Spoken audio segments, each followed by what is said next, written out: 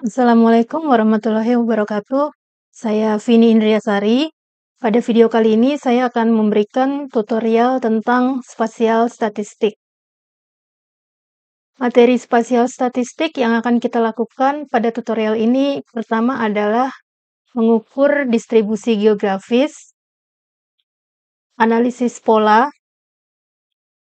dan pemetaan klaster.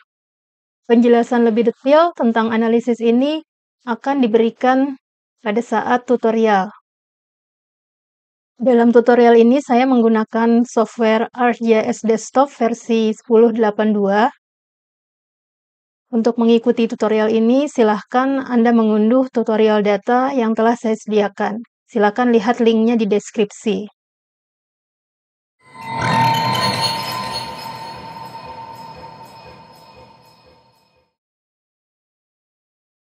Analisis pertama yang akan kita lakukan adalah mengukur distribusi geografis. Pengukuran distribusi geografis bertujuan untuk menjawab pertanyaan-pertanyaan seperti di manakah lokasi pusat data, bagaimana bentuk dan orientasi data, seberapa menyebar lokasi-lokasi fitur pada data. Untuk pengukuran distribusi geografis di ArcGIS akan kita lakukan menggunakan 4 tool. Yang pertama adalah Mean Center. Tool ini mengidentifikasi pusat geografis atau pusat konsentrasi data pada peta. Tool yang kedua adalah Median Center, bertujuan untuk mencari lokasi yang meminimalkan total jarak Euclidean ke seluruh lokasi fitur dalam data. Ketiga adalah tool Standard Distance. Tool ini mengukur seberapa jauh lokasi-lokasi fitur terkonsentrasi atau menyebar di sekitar mean center. Dan yang keempat adalah Directional Distribution. Tool ini akan membuat elips simpangan baku yang menggambarkan karakteristik dari fitur-fitur geografis, mencakup central tendency, dispersion, dan juga directional trends. Baik, untuk tutorial yang pertama, kita akan melakukan pengukuran distribusi geografis. Silakan Anda buka ArcMap, dan kemudian klik Add Data, lalu buka folder spasial statistik yang sudah Anda download, lalu masukkan Bandung Pandemi dan Bandung Sekolah. Di sini kita sebenarnya hanya akan menggunakan data Bandung Sekolah untuk analisis statistiknya, tapi kita memerlukan layer Bandung Pandemi untuk menampilkan wilayah Kota Bandung.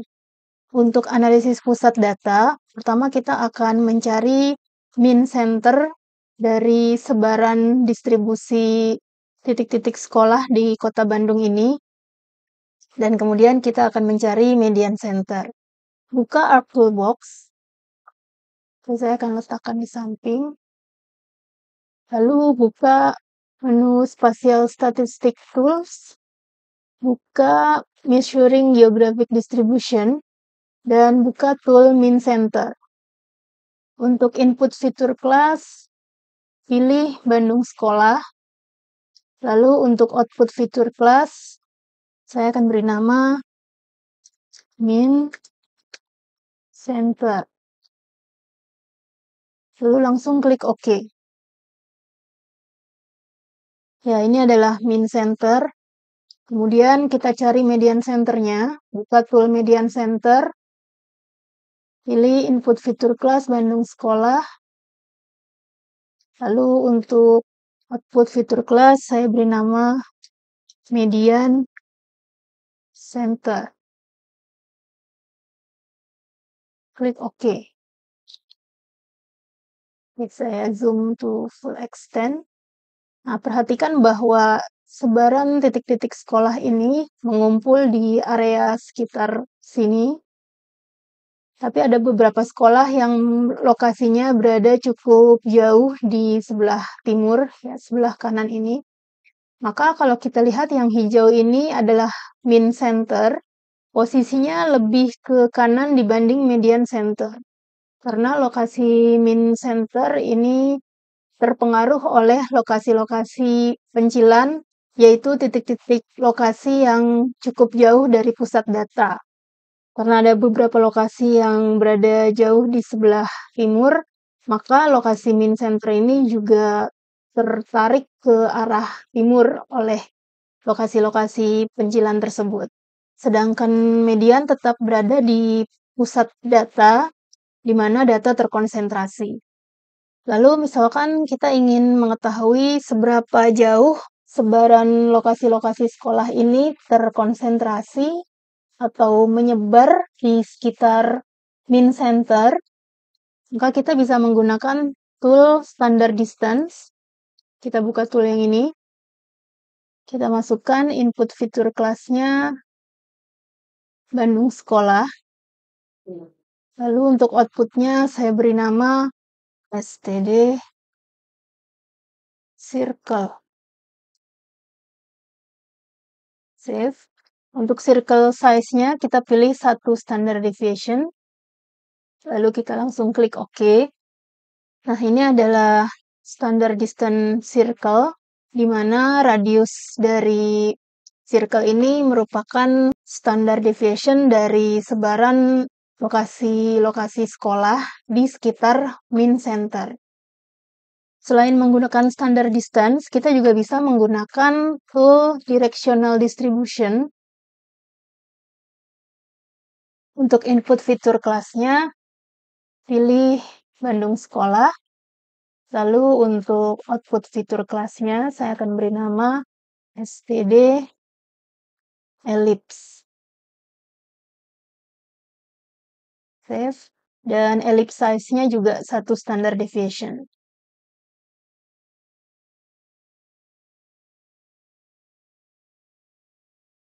Berbeda dengan standard deviation circle, ellipse simpangan baku ini juga memperlihatkan directional trends.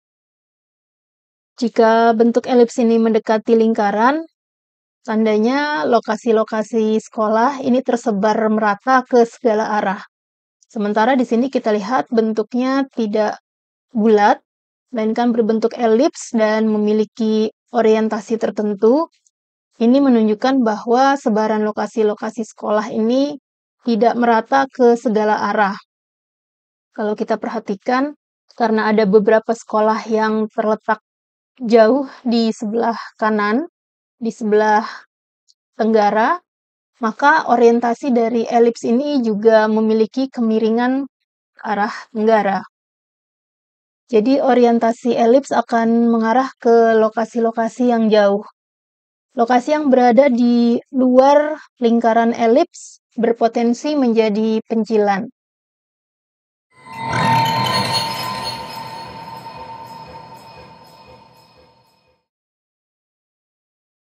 Analisis pola yang akan kita lakukan pada tutorial ini terdiri dari 2 macam analisis. Yang pertama adalah high-low clustering, yaitu mengukur tingkat pengelompokan nilai-nilai tinggi atau pengelompokan nilai-nilai rendah menggunakan Gettis-Ord General G statistik. Yang kedua adalah spatial autocorrelation, yaitu mengukur autokorelasi spasial berdasarkan lokasi-lokasi fitur dan juga nilai-nilai atributnya menggunakan Global Morans I statistik. Kedua macam statistik ini dihitung untuk seluruh study area. Analisis pola menerapkan two-tailed test statistik. Dengan hipotesis 0 menyatakan bahwa pola data bersifat acak, dan hipotesis alternatif menyatakan bahwa data memiliki pola tertentu. Penolakan hipotesis 0 didasarkan pada nilai z-score atau p-value. Nilai z-score dan p-value yang digunakan untuk menolak hipotesis 0 bergantung pada confidence level yang diinginkan. Misalnya, dengan confidence level 95%, maka kita dapat menolak hipotesis 0 ketika nilai p-value kurang dari 0,05, atau ketika nilai z-score kurang dari minus 1,96 atau lebih dari 1,96. Pada analisis high-low clustering dengan Gettis-Ord General G, tujuan analisis ini adalah mengkaji apakah terdapat pengelompokan nilai-nilai tinggi atau nilai-nilai rendah. Hipotesis nol menyatakan bahwa tidak terdapat clustering dari nilai-nilai yang mirip. Hipotesis alternatif dengan positif z-score menandakan bahwa terdapat pengelompokan nilai-nilai tinggi. Dan hipotesis alternatif dengan nilai negatif z-score menandakan bahwa terdapat pengelompokan nilai-nilai rendah. Analisis spatial autocorrelation dengan global Moran's I bertujuan untuk mengkaji apakah nilai-nilai yang mirip lokasinya cenderung berdekatan, berjauhan, atau acak. Hipotesis nol menyatakan bahwa nilai-nilai yang mirip lokasinya cenderung acak.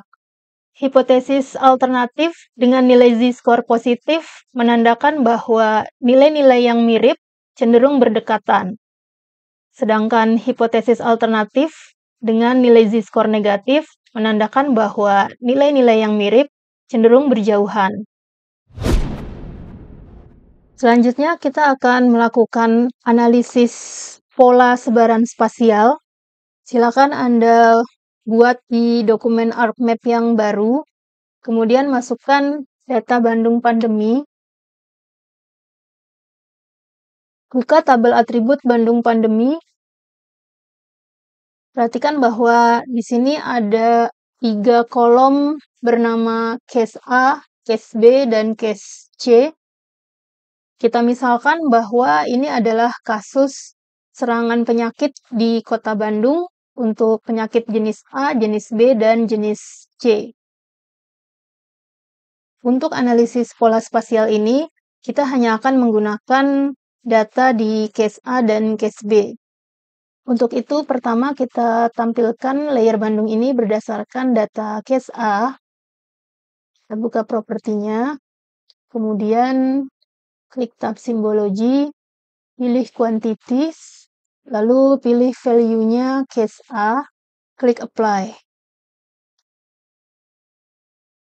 Oke, perhatikan di sini bahwa data case A ini tidak memiliki pola spasial tertentu, karena kecamatan dengan kasus tinggi ataupun rendah bercampur menjadi satu. Sekarang kita buat lagi layer yang kedua. Kita copy saja. Lalu paste layer. Nah, untuk yang kedua ini kita tampilkan berdasarkan data case B.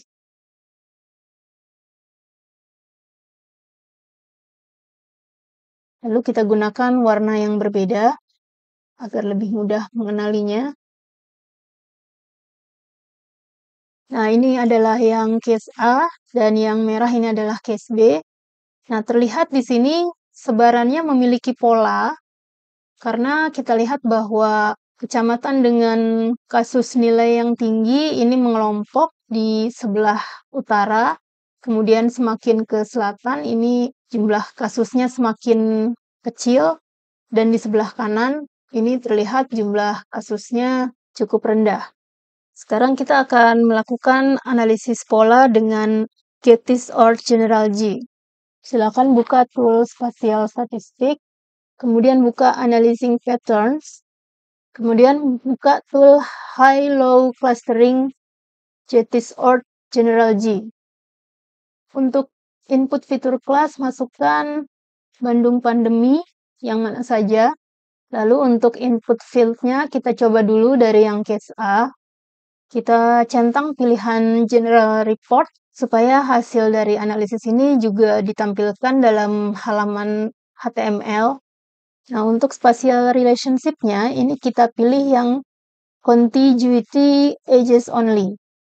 Jadi, dua poligon ini akan dianggap bertetangga jika mereka saling berbagi garis batas. Kemudian klik OK. Ya, output dari Getis or General G ini bisa kita lihat di window result dari geoprocessing. Kita bisa buka geoprocessing results. Ini saya dock saja di pinggir. Nah, kemudian kita lihat current session. Nah, seharusnya dia muncul di sini. Jadi dari jendela result ini kita juga bisa langsung melihat output z-score-nya dari analisis ini adalah minus 1,9 dan p-value 0,05. Tapi untuk lebih jelasnya kita bisa melihat report yang di halaman HTML. Ya, ini adalah output di halaman HTML dari case A tadi. Terlihat di sini bahwa hasil dari z-score itu adalah negatif dan dari nilai p-value 0,05 ini bisa dianggap cukup signifikan. Nilai z-score negatif menandakan bahwa terjadi pengelompokan kecamatan-kecamatan dengan nilai kasus yang rendah. Kalau kita perhatikan untuk case A ini, kasus yang rendah adalah kecamatan yang berwarna terang. Ini mungkin bisa saya tampilkan label feature-nya. Nah, jadi untuk kecamatan Cidadak, Coblong, Bandung Wetan, dan Sumur Bandung, mereka ini semua memiliki kasus yang rendah dan lokasinya berkelompok. Sekarang, mari kita coba lakukan lagi analisis yang sama untuk case B, di mana di sini kita lihat terjadi pengelompokan untuk nilai rendah maupun nilai tinggi. Kita buka lagi tool High-Low Clustering JETIS or General G. Input fitur class, pilih Bandung Pandemi, dan input field-nya pilih case B. Generate report kita centang. Jangan lupa spatial relationship, pilih yang contiguity pages only. Klik OK. Oke, sudah muncul outputnya di sini. Langsung saja kita buka report filenya. Nah, ini adalah hasil high-low clustering report untuk case B. Di sini kita lihat nilai z-score-nya itu adalah positif dan p-value-nya sangat-sangat kecil.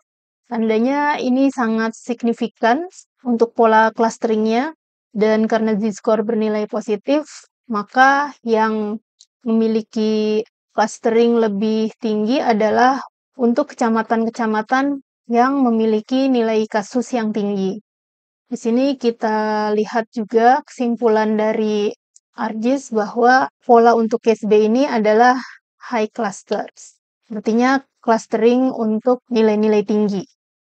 Ya, ini adalah report selengkapnya yang bisa kita lihat di halaman HTML ini. Jadi ini ada nilai general G, observed dan expected, kemudian nilai variance, z-score, dan p-value. Kemudian ini informasi dari dataset yang kita gunakan dan settingan yang kita tetapkan ketika melakukan analisis, seperti field yang diukur, kemudian cara mendefinisikan neighbor, dan juga cara penghitungan distance.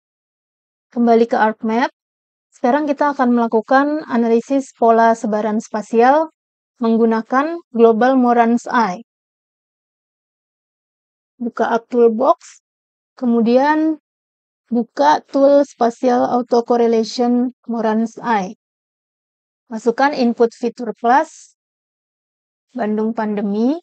Kemudian kita coba untuk field case A, generate report, dan spatial relationship-nya contiguities. Ya, ini untuk distance method otomatis terpilih yang Euclidean. Langsung saja klik OK. Kita buka di result yang paling atas, ini dari Spatial Autocorrelation Morans. Kita buka report filenya. Oke, kita tahu bahwa untuk case E tadi yang terlihat adalah tidak ada pola tertentu dalam data, karena nilai tinggi dan rendah itu saling bercampur. Nah, di sini kita lihat hasil Spatial Autocorrelation Report dengan Moran's Eye menunjukkan nilai z-score negatif dan p-value yang cukup besar, sehingga hasil dari statistik ini tidak signifikan. Yang berarti bahwa kita tidak bisa menolak hipotesis nol yang menyatakan bahwa pola dalam data adalah acak. Kita lihat di sini kesimpulan yang ditampilkan juga menyatakan bahwa pola dalam data ini adalah random. Sekarang kita coba melakukan global Morans I untuk yang case B. Buka lagi tool spatial autocorrelation, pilih Bandung Pandemi untuk input fitur class. Input field-nya pilih case B, generate report. Jangan lupa mengganti konsep neighborhood-nya dengan contiguous edges only. Lalu klik OK. Ya, oke. Buka report-nya. Nah, di sini kita mendapatkan nilai p-value yang sangat kecil sekali. Tandanya hasil statistik ini cukup signifikan bagi kita untuk menolak hipotesis nol, yang berarti ada pola tertentu dalam data.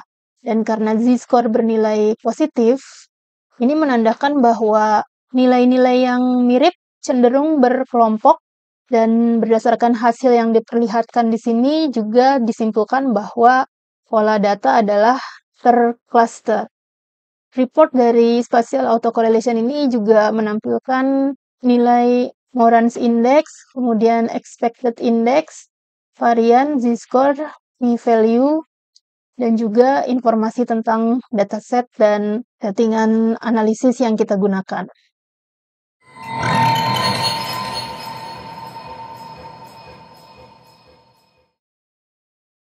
Untuk analisis pemetaan klaster, ada dua macam analisis yang akan kita lakukan dalam tutorial ini.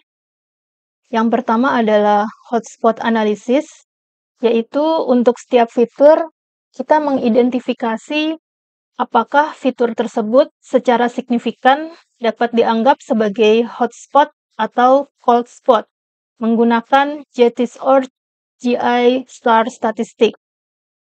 Yang kedua adalah cluster and outlier analysis, yaitu untuk setiap fitur kita mengidentifikasi apakah fitur tersebut secara signifikan merupakan hotspot, cold spot, atau outlier menggunakan Ansselin Local Morans I statistik.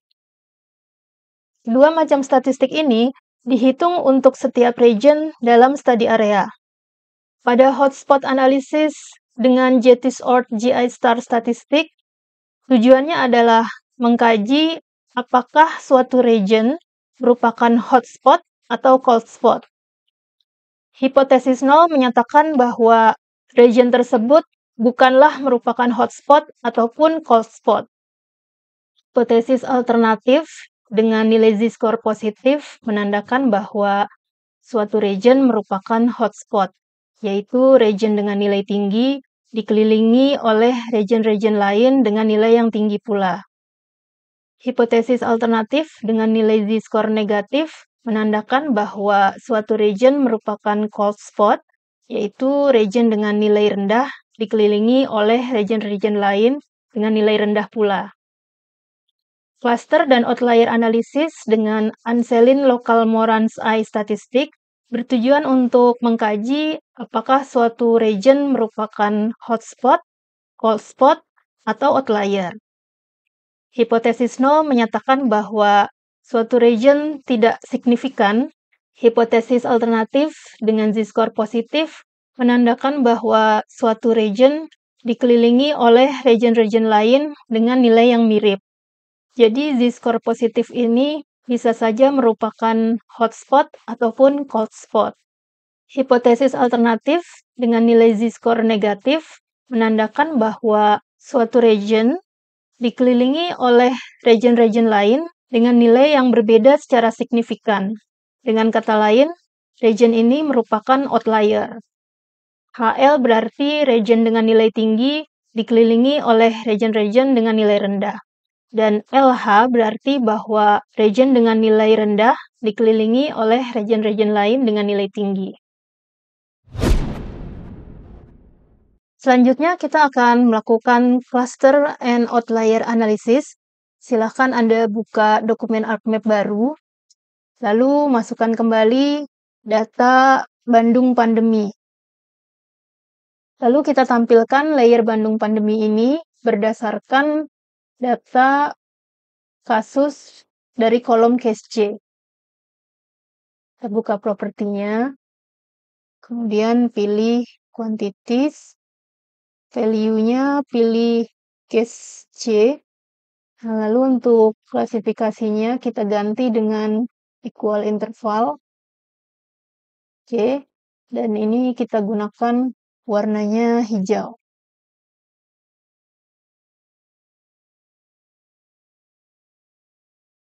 Dan saya tampilkan label nama kecamatan. Kita lihat di sini terdapat pola tertentu dalam data, karena di bagian utara ini kita lihat mengelompok wilayah dengan nilai-nilai kasus yang cukup tinggi, dan juga di bagian selatan tengah. Tapi kalau kita lihat di bawah ini, yaitu Kecamatan Bandung Kidul, ini memiliki nilai yang rendah dibanding kecamatan-kecamatan di sekitarnya. Demikian juga terdapat pengelompokan nilai-nilai rendah di area sebelah barat bawah ini, dan juga di sebelah timur. Tapi kalau kita lihat di timur ini terdapat Kecamatan Ujung Berung yang berwarna cukup gelap, artinya kecamatan ini memiliki nilai kasus yang relatif lebih tinggi dibanding kecamatan-kecamatan di sekitarnya. Pertama, kita akan melakukan analisis hotspot dengan Gettysord yang bertujuan untuk mencari area hotspot dan cold spot. Kita buka tool spasial statistik, lalu buka mapping cluster, lalu buka tool set mapping clusters, dan buka tool hotspot analysis. Pilih Bandung Pandemi untuk input fitur class, kemudian input field-nya pilih case C, lalu untuk output fitur class, saya akan beri nama hotspot, save, dan conceptualization-nya contiguity edges only. Ya, kita biarkan settingan yang lain, langsung saja klik OK. Nah, ini adalah hasil dari hotspot analysis. Kita lihat bahwa Kecamatan Cidadap ini termasuk hotspot, yaitu kecamatan yang memiliki nilai kasus tinggi dan juga dikelilingi oleh nilai-nilai yang tinggi juga. Sedangkan Kecamatan Babakan Ciparai ini merupakan cold spot, yaitu kecamatan dengan kasus rendah dan dikelilingi oleh kecamatan-kecamatan dengan kasus rendah juga. Kalau kita bandingkan dengan layer yang case C tadi, memang terlihat di sini bahwa di sekitar Kecamatan Cidadap ini areanya gelap, yang menandakan ini area dengan kasus tinggi, dan di sekitar Babakan Ciparai ini warnanya terang, yang menandakan ini adalah area dengan kasus rendah. Jadi dengan Gettysord G analysis, kita bisa mengidentifikasi kecamatan-kecamatan yang merupakan hotspot dan cold spot pada confidence interval tertentu. Nilai z-score dan p-value dari analisis Gettysord G ini dihitung untuk masing-masing kecamatan, tidak secara keseluruhan seperti di analisis sebelumnya. Oleh sebab itu, untuk melihat nilai z-score dan p-value, kita bisa lihat dari tabel atributnya. Nah, jadi di sini untuk setiap kecamatan memiliki nilai z-score dan p-value sendiri-sendiri. Kita lanjutkan dengan analisis yang kedua, yaitu analisis cluster dan outlier menggunakan lokal moran dari Luc Anselin. Kita buka toolnya, pilih tool cluster and outlier analysis, pilih input fitur class Bandung Pandemi, input field-nya case C, lalu untuk output fitur class saya akan beri nama cluster. Untuk conceptualization, pilih contiguity edges only, lalu klik OK. Ya, saya matikan dulu yang layer hotspot-nya. Nah, ini adalah hasil dari cluster and outlier analysis menggunakan tool Anselin Local Moran. Berdasarkan keterangan di legendanya ini, kita lihat bahwa area yang berwarna merah pudar ini merupakan high cluster, yang berarti ini adalah kumpulan kecamatan-kecamatan yang memiliki nilai kasus yang tinggi, yaitu Kecamatan Cidadap, Sukasari, Sukajadi, dan Coblong. Sedangkan area yang berwarna biru pudar ini adalah low cluster, yang berarti mencerminkan pengelompokan kecamatan-kecamatan dengan nilai kasus yang rendah. Sedangkan area yang berwarna merah ini merupakan high-low outlier, yang artinya kecamatan ini memiliki nilai kasus yang tinggi dan dia dikelilingi oleh kecamatan-kecamatan lain yang memiliki nilai kasus yang rendah. Sebaliknya, area yang berwarna biru gelap ini mencerminkan low-high outlier, yang berarti kecamatan ini memiliki nilai kasus yang rendah, sedangkan ia dikelilingi oleh kecamatan-kecamatan lain yang memiliki kasus yang tinggi. Jadi untuk kedua outlier ini, yang merah dan biru, ini mencerminkan outlier karena nilai pada kecamatan tersebut sangat kontras dengan kecamatan-kecamatan di sekelilingnya. Hasil lokal Moran ini untuk setiap kecamatan juga memiliki nilai z-score dan p-value sendiri. Jadi untuk melihat hasil z-score-nya bisa kita lihat di tabel atributnya. Ya, jadi di sini ada kolom lokal Moran index, z-score, dan p-value.